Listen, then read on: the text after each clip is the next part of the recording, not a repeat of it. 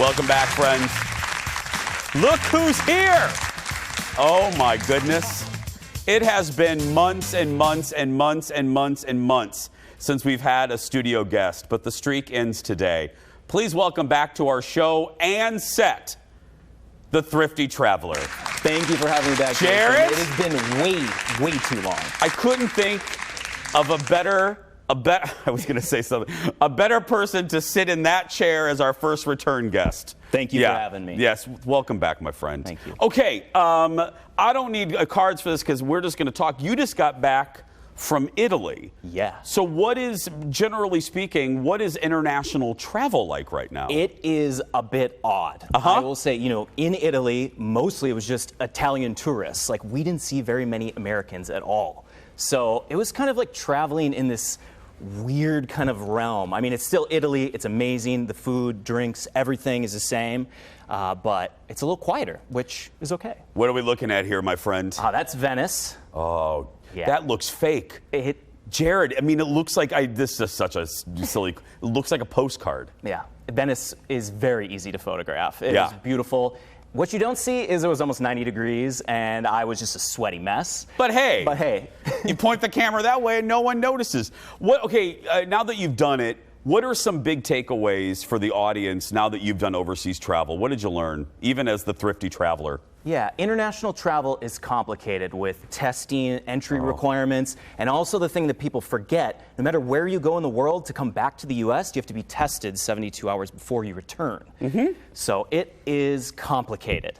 I just did Hawaii, and I texted you. Jared helped me out because even Hawaii is complicated, and that's part of the United States. Yes. With the testing. Well, now you just have to show a vaccination card. But back then it was a 72-hour test. And everybody wants to go to Hawaii, and thankfully, like you just highlighted, it is easier to go to almost every single U.S. state, including Hawaii, if you are vaccinated, of course. It's a little bit easier. Okay, let's talk some aviation news. Let's talk Delta, with the Delta variant effect. Generally, what are you seeing? I mean, it's changing. Literally, there's probably something happening right now that we don't know about. What are you seeing? Yeah, we're kind of at this interim period where it's like, what is going to happen in the next month or two? Like a lot of Europe, it sounds like cases are peaking and starting to go down. So Europe hopefully will be okay. Here in the U.S., it's not sure. But with airlines specifically, not too much has changed. Okay. One thing with Delta Airlines, which I know you and I fly a lot, as well as people in the audience, is now all fares are cancelable for a voucher again. So those basic economy fares, main cabin, every other fare is now cancelable for a voucher. And that's not really due to the Delta variant. It's due to Delta let so many of their phone reps go. It was taking 6 to 9 hours to get through to talk to Delta. So they just made it much easier. And they're like, if you want to cancel for a voucher, we're just going to let all fares cancel. And is it just me? I have some trips, quick weekend trips planned in the fall. And I'm getting a lot of emails with subtle schedule changes. Yes. This hasn't happened with this regularity. What's going on? Yeah, no matter what airline you're flying, their schedules are changing so much. There's just changes with demand, no matter if it's a domestic flight or an international flight. So yes, you should expect at least a few schedule changes. It might be, 20 minutes. It might be a couple hours. If things change too much, you might have to cancel.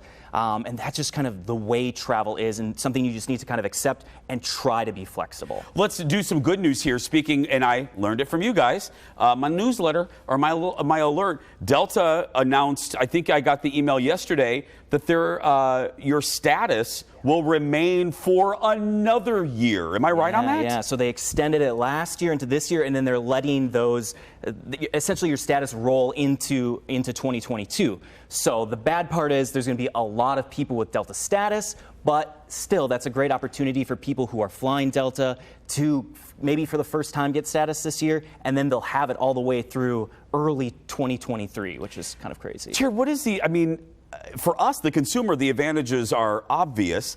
What do you think Delta's strategy? Is this just a goodwill? Is this a PR move? Because, again, it's making me happy, and I'm really loving them. Is that what they want? Is they want a lot of, what is the advantage for them? Well, they don't have as many business travelers as they had before, so there's not as many people that really care about status. But if they can get all these leisure travelers, they're traveling domestically and now are starting to travel, internationally, if they can get them, to be loyal to Delta going forward, and they've made a lot of PR moves, on behalf of the consumers trying to get more loyalty. It's all about loyalty because that's where the money's at. Absolutely. Jared is answering your travel questions when we come back. Back in a moment.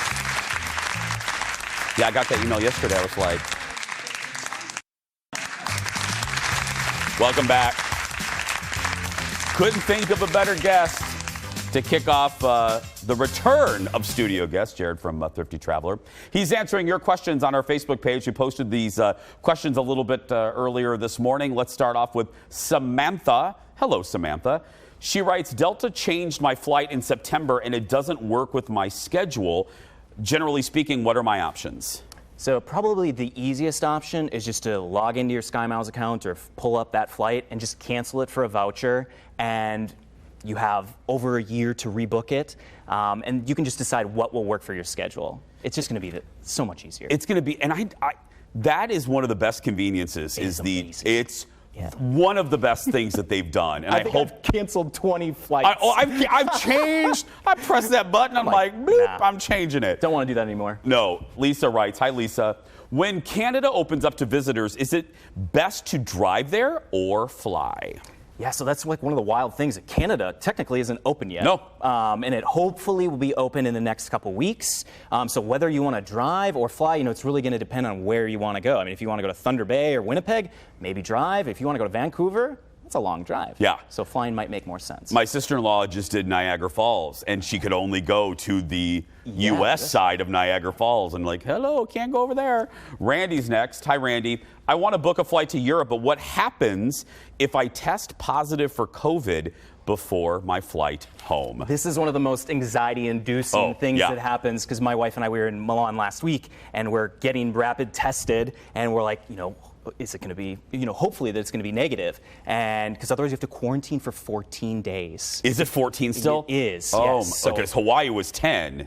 Yeah. Yes, it's pretty terrifying. So, I mean, you can buy types of insurance, but otherwise, you're going to be stuck in a hotel. So one of the biggest things you can do is get vaccinated because that is going to just reduce the possibility that you're going to get infected. Absolutely. Jordan, hi Jordan, has this question. I just earned a 100,000 point bonus on a new credit card. What is the best way to use those points? Boy, you have asked the right person. Yeah. Absolutely.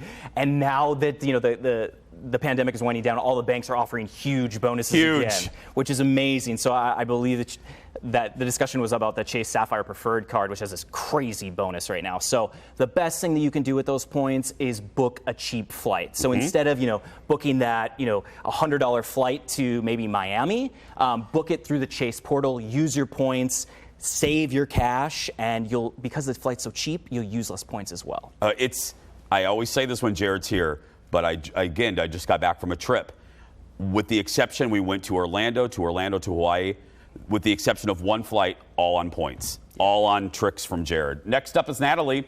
Natalie asks, what are some of the hidden gems in the U.S. that aren't Nashville or a national park? I'm not the outdoorsy type. That's my girl right there. Yeah. So the United States is amazing. There's so many hidden gems. Not that this is maybe hidden, but my wife and I love Savannah, Georgia, Charleston, South Carolina, San Diego, Austin, New York, Washington, D.C. I mean, there are so many cities. You just got to find what are you interested in. Is it food? What is it? San Diego. San Diego is great. It is. San Diego is so good, and Austin too. Any deals? Don't mean to put you on the spot. Yeah. Any deals that you want to do? It's our tradition. Yes, I got to bring it back. So Florida is super cheap right now. Minneapolis to Miami, nonstop round trip through November is $96. Nonstop round trip. That's insane. Yeah, that's crazy. So Orlando's $156, Sarasota $155. So Florida is super cheap, and it has been for the last several months.